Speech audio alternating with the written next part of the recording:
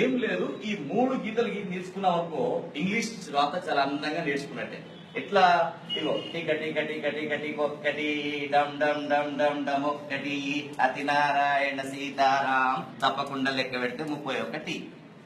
1 2 3 4 5 6 7 8 9 10 11 12 13 14 15 16 17 18 19 20 21 22 23 24 25 26 27 28 29 30 31.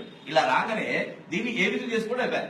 ఏ, ఇది బి, ఇది సి, ఇది డి, ఇది E, F, G, H, I, J, K, L, M, N, O, P. మారిపోతుంది రాత తొందరగా.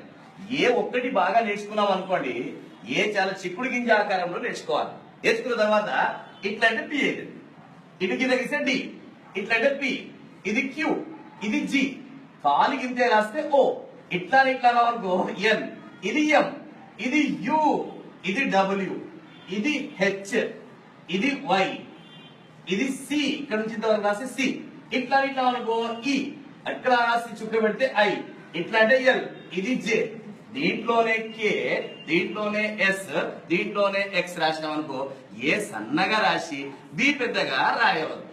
ఏ ఎంత రాస్తామో బి కూడా అంతే రాస్తే బాగుంది. ఇది గుర్తుపెట్టుకోవాలి. పైన 7 1 2 3 4 5 6 7, కింద 6 1 2 3 4 5 6, పైన 7 కింద 6, మధ్యలో 21 1 2 3 4 5 6 7 8 9 10 11 12 13 14 15 16 17 18 19 20 21.